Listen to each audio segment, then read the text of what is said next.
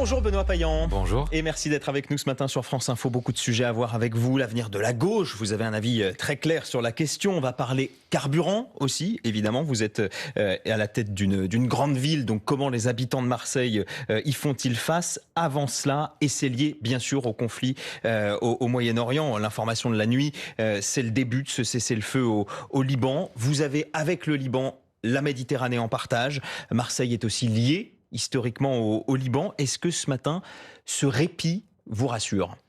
Bon, d'abord, il était nécessaire. 6 semaines de guerre, 6 semaines de bombardement sur le Liban, en partant du sud jusqu'au nord du Liban, ça a été, pour les Libanais, une tragédie absolue.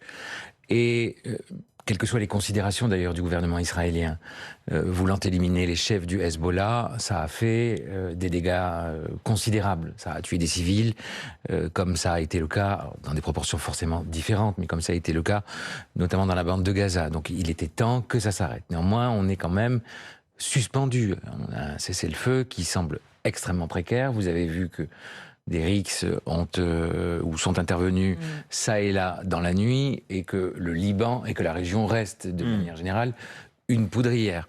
Et on sait que le Liban, et depuis de nombreuses années, est un pays qui est tiraillé, est un pays où les influences extérieures, d'abord par la Syrie de Bachar et d'Hafez el-Assad avant lui, ensuite par le régime des Mollahs depuis 1979, avec les milices chiites à l'intérieur, avec une division de la population libanaise. Le Liban, c'est une mosaïque. C'est un pays où il y a des chrétiens, des sunnites, des chiites, mais c'est un pays que la France, historiquement, et on sait le rôle que les Libanais, où on sait que pendant la Seconde Guerre mondiale, le général de Gaulle s'y est trouvé, on sait que c'est un pays francophone, francophile, c'est un pays merveilleux quand on y va, mais je suis, moi, catastrophé de voir la situation pour les Libanaises et les Libanais, dont beaucoup sont à Marseille, vous le savez, vous l'avez dit, mais dont beaucoup sont amoureux de la France, qui attendent de la France, et d'ailleurs, je vais au bout, qui attendent de la France, bien sûr des mots de réconfort, mais plus que des mots, ils attendent de la France, je le crois aussi, des actes très forts pour maintenir le cessez-le-feu. La France, justement, est à sa place. La France est dans son rôle en ce moment au Liban, où il faudrait faire davantage. Bon, d'abord, moi, je ne suis pas ministre de la Défense, ni président de la République, ni ministre des Affaires étrangères. Je sais que, historiquement, la France a, de par son histoire au Liban, et y compris depuis l'indépendance du Liban, je ne veux pas parler de ce qui s'est passé avant l'indépendance du Liban, est un pays qui a eu des liens très étroits et une présence française très forte. On le sait, les Libanais sont extrêmement attachés à la France, qu'ils soient francophones ou pas, qu'ils soient chrétiens ou pas d'ailleurs. C'est un pays où on entend le français, et où le français résonne, et où la poésie française, où la littérature française existe. Mais évidemment que, à mon sens, la France doit, sur cette question-là, comme sur d'autres, notamment au Moyen-Orient, regagner sa place, et toute sa place. Parce que la France a une place singulière dans le monde, et qu'on ne peut pas faire comme si, même si nous sommes une puissance militaire dite moyenne, au regard des proportions de tête nucléaire ou de puissance militaire, je pense que nous sommes une puissance diplomatique bien plus grande que ce qu'est la France. Venons-en à l'une des conséquences de ce conflit pour nous. Ici, 2,20 € le litre de gazole ce matin, 70 centimes de plus qu'il y a un an. Ça touche tout le monde, y compris les Marseillais, Benoît Payan. Une ville très étendue, par ailleurs, où la voiture est souvent nécessaire au déplacement. Qu'est-ce que peut un maire face à la hausse des carburants? Vous avez bien raison, c'est une ville très étendue. Elle fait 2 fois et demi Paris, 5 fois Lyon en surface. Donc on a besoin de sa voiture, souvent. Et donc on a besoin de sa voiture, surtout que c'est une ville où les transports en commun sont absents.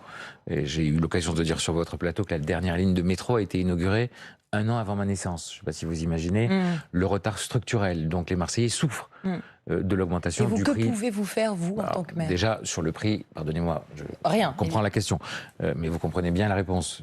Vous n'allez pas demander à un maire ce qu'il peut faire pour envoyer une fusée sur la Lune. Non, mais il y a presque 14 000 agents municipaux, par exemple. Est-ce que vous pourriez considérer de les mettre davantage en télétravail, des prix des tickets restaurants? En fait, ce sont des mesures d'aide directe au pouvoir d'achat? Ça, ce sont des choses qu'on fait déjà. C'est des choses que, évidemment, nous mettons en place, et on voit que les entreprises marseillaises sont en train d'éviter la catastrophe pour leurs propres salariés, pour leurs propres collaborateurs, en disant, en attendant que le prix baisse, essayons de ne pas effectuer de déplacements superfétatoires ou de déplacements particuliers. Restez à la maison quand vous le pouvez. Il y a évidemment des métiers dans lesquels on ne peut pas être en télétravail. Quand on est maçon, on ne se met pas en télétravail. Mais pour certains agents, en effet, c'est possible. Et puis il y a aussi la question de la gratuité des transports en commun de manière ponctuelle, et nous sommes en train de la demander, même si on reviendra sur la métropole. Il y a quelques sujets financiers qui nous inquiètent au maximum, et donc on dit aux gens, prenez au maximum les transports en commun, trouvons des tarifs, et c'est tout à fait possible de faire, on le fait par exemple, moi je fais la gratuité quand on a les pics de pollution. Donc moi je suis en train d'étudier la question de la gratuité du stationnement, pour que les gens puissent laisser leur voiture sans payer pendant les jours ou les semaines où on va avoir cette inflation d'essence, pour que les gens puissent prendre le métro.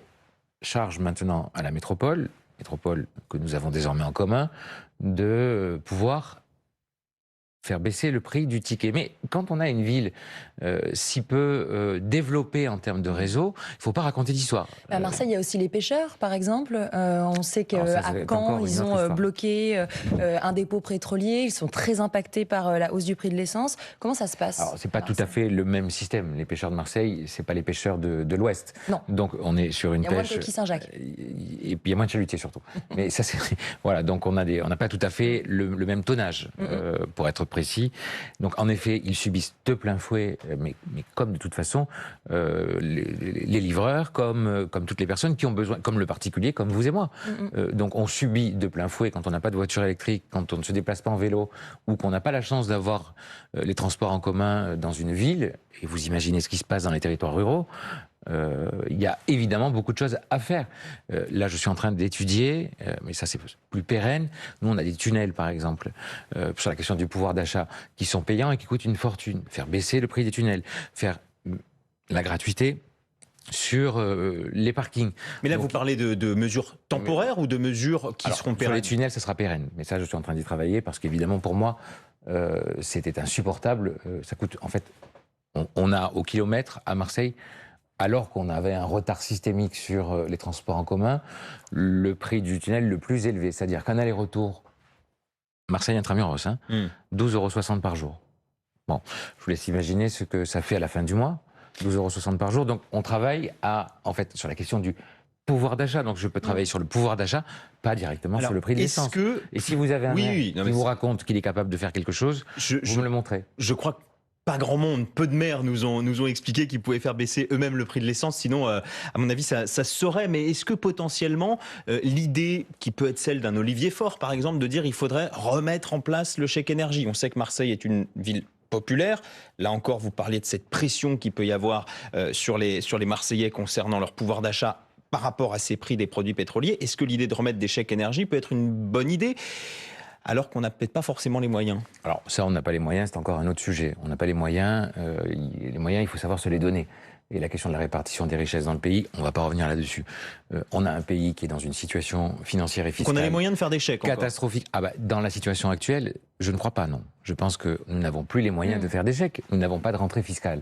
Et d'ailleurs, il suffit d'avoir suivi les débats... Olivier Faure n'est pas la bonne. Non, je pense qu'il a évidemment raison sur le fond. Je crois que la question d'aider les foyers, d'aider les ménages et d'aider les entreprises, notamment sur la question de l'énergie, elle est centrale et elle est très importante. Vous en avez parlé hier soir avec le président de la République, vous l'avez vu à l'Élysée. Est-ce que vous avez parlé de ces questions de pouvoir d'achat? Mais bien évidemment. Et donc, quand on parle de pouvoir d'achat, il faut que le gouvernement puisse avoir les moyens de répondre à ces défis qui sont face à lui. Or, on a construit un budget et de briques et de broc parce que la réalité du Parlement fait que, au-delà de...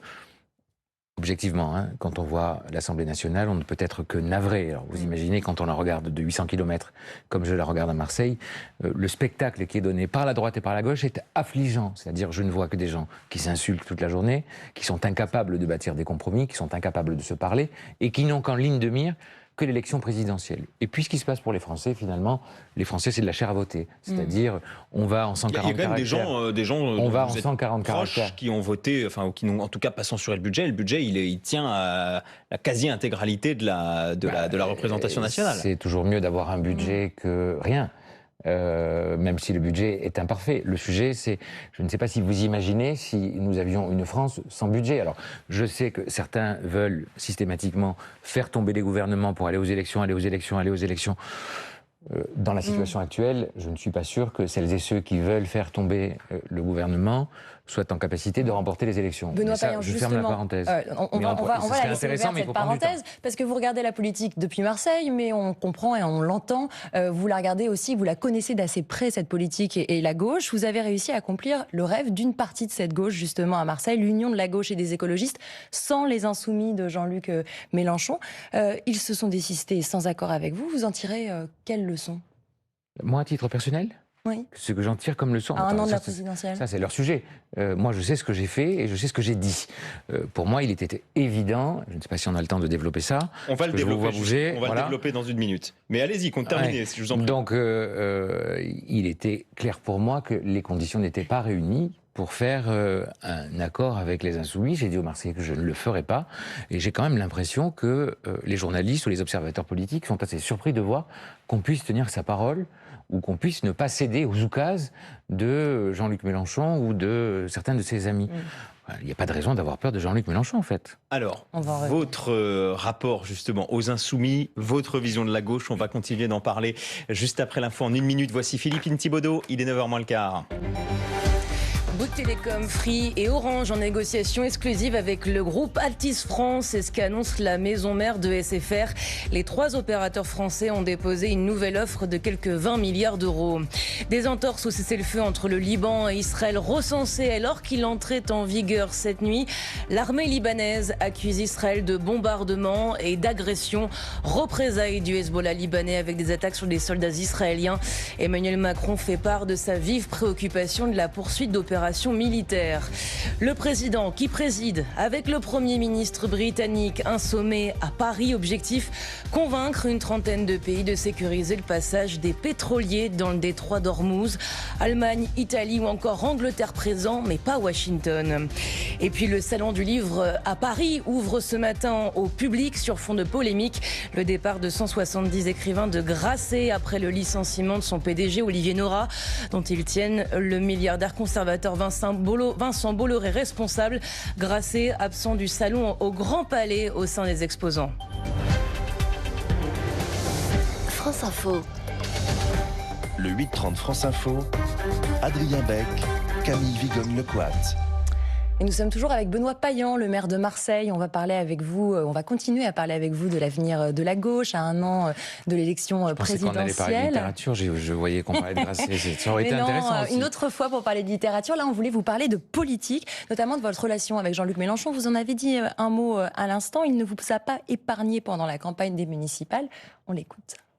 Quand cet arrogant maire pochette surprise de Marseille décide qu'il ne parle à personne, alors qu'il est menacé, que nous sommes tous menacés par une victoire de l'extrême droite, et qu'il refuse la représentation insoumise, il ne leur parle pas, comme s'il ne les connaissait pas.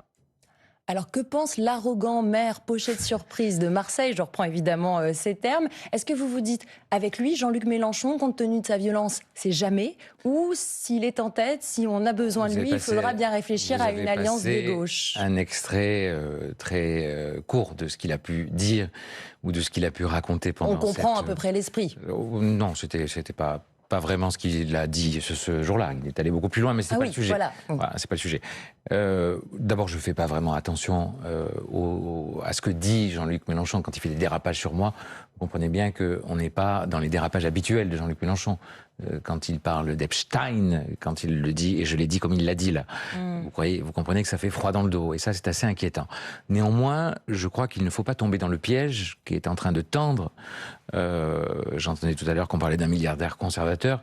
Le groupe Bolloré, qui fait de Jean-Luc Mélenchon, qu'il ne faut pas sous-estimer d'ailleurs, finalement, le prochain adversaire du candidat du Rassemblement national, et on voit déjà, même si les élections sont jamais jouées d'avance, on voit déjà un deuxième tour, Jean-Luc Mélenchon, Vincent Bolloré. Pourquoi est-ce qu'il ne faut pas sous-estimer... Pardon, j'ai fait un drôle de lapsus là. Oui, mais c'est un lapsus. Donc c'est parce que je parlais de littérature tout à l'heure, ou de science-fiction peut-être. Donc en fait, on voit très bien qu'on a envie, quelque part, certains ont envie d'installer ce duel comme s'il était de manière irrémédiable posé sur la table. Ne sous-estimons pas Jean-Luc Mélenchon, qui est quelqu'un de très cultivé, de très intelligent, et qui a la capacité de se hisser. Benoît Payan, qui a la capacité de se hisser au deuxième tour de l'élection présidentielle. Quand on regarde les scores de Jean-Luc Mélenchon aux 2 précédentes élections présidentielles, encore la dernière, le score est très honorable. C'est ce que je viens de vous dire là. Oui, il est justement en capacité de se hisser. Voilà. Donc ne le sous-estimons pas. Ou alors peut-être me suis mal exprimé, mais ne sous-estimons pas Jean-Luc Mélenchon, qui est tout à fait capable de se hisser au second tour de l'élection présidentielle. Et celles et ceux qui l'enterrent, comment dirais-je, d'ores et déjà, se trompent. Mais en réalité, là où la gauche fait, à mon sens, et Jean-Luc Mélenchon, mais on y reviendra, une erreur fondamentale, c'est que entrer dans le piège de savoir si on est pour ou contre LFI, est-ce qu'ils sont antisémites, est-ce que le matin, Jean-Luc Mélenchon a des cornes qui poussent, enfin, vous voyez, j'entends des débats toute la journée qui, moi, m'effraient, qui n'ont aucun sens. Tout le sujet, c'est de savoir comment se positionner. Est-ce qu'il est trop radical? Bien évidemment que non. Que la question, est-ce qu'il est radical? Écoutez, quand on regarde le programme de Lionel Jospin ou de François Mitterrand, Jean-Luc Mélenchon est beaucoup moins radical. Le problème, pardonnez-moi, je vous... Le problème, c'est son rapport... vous poser une question quand même. Vous pourrez m'en poser tant que vous voulez. Donc, le problème de Jean-Luc Mélenchon, c'est son rapport à la démocratie.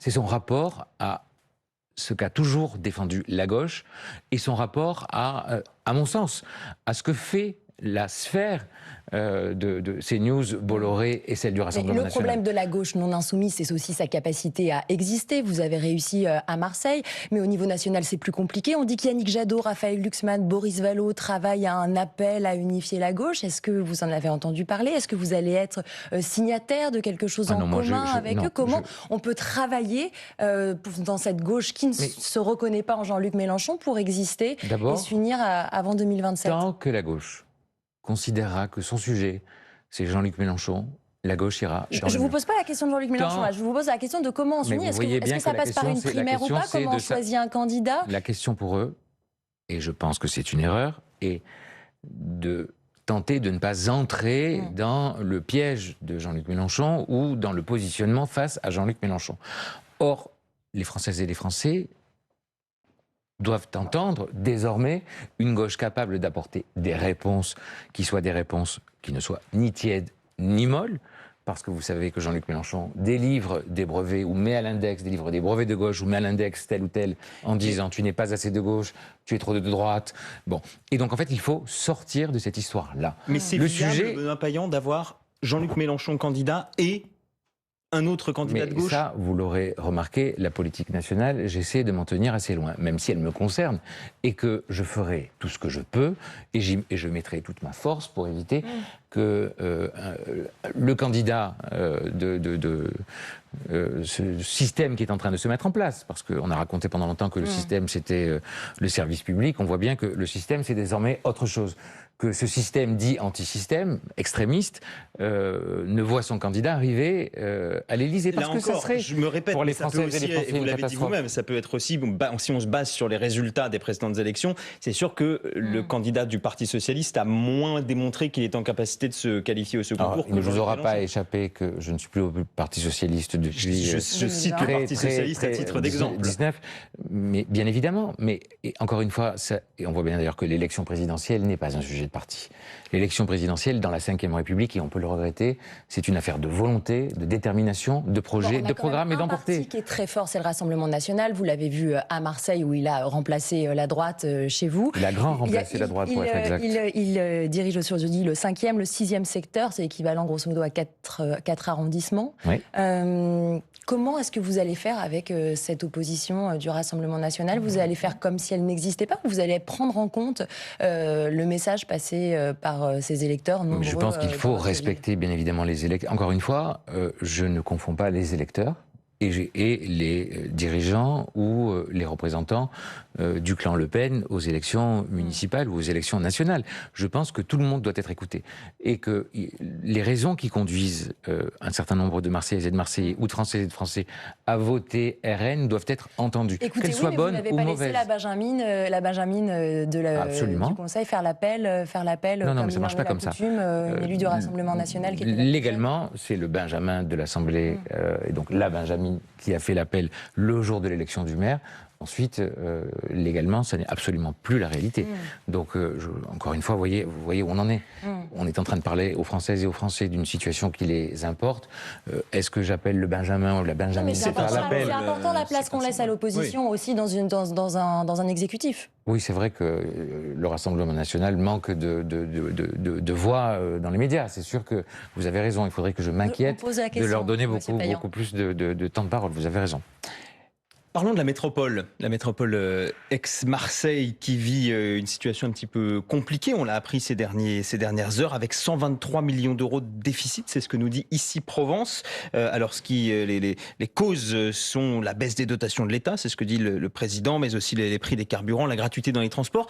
Et la collectivité a jusqu'au 28 avril pour trouver une solution avec un risque de mise sous tutelle. C'est un vrai risque aujourd'hui? Oui, c'est non seulement un risque, mais un problème. Vous imaginez bien que si la deuxième métropole de France devait être mise sous tutelle, il y aurait des séismes en cascade. Et ça aurait des répercussions pour, évidemment, tout le territoire marseillais, alors la métropole, mais toutes les villes qui vont avec, Aix-en-Provence, Marseille, les 90 autres communes. Et ça pourrait déclencher, et c'est en ça que j'avertis évidemment et que j'ai averti l'État, ça pourrait déclencher dans le pays une forme de fronde des élus locaux. Alors pardonnez-moi, Benoît Payan, déjà de façon très concrète, pour les habitants de la métropole, si la métropole est placée sous tutelle, très concrètement, ça change quoi? Alors, ça dépend de comment est exercée la tutelle. Si vous voulez, on entre dans le détail du Code général des collectivités territoriales, mais le préfet prend la main. Et il exécute les compétences obligatoires de la métropole. C'est-à-dire qu'on paiera les salaires, les métros continueront de rouler. Mais pas d'investissement, par exemple. Mais par exemple, les investissements, l'aide au tissu associatif, les questions qui sont hors des compétences classiques, ou même dans les compétences classiques, vont être découpées. Mais pas que ça. Sachant que cette métropole, elle est... Je le précise pour les auditeurs, elle est cruciale pour vous et que pour la première fois, les élections auront mis fin à une longue guerre entre la métropole et Marseille. Vous avez aussi à avoir les manettes et donc être responsable de la totalité de la politique, y compris par exemple sur les transports menés à Marseille. Absolument, sur les transports, sur la propreté. Et pour nous évidemment, et pour Marseille, cette affaire change tout. Qu'est-ce qui se passe quand le nouveau président de la métropole arrive, nouveau président qui ne partage pas mes idées politiques, mais une métropole, encore une fois, c'est, vous savez, les poubelles, elles sont ni de droite ni de gauche.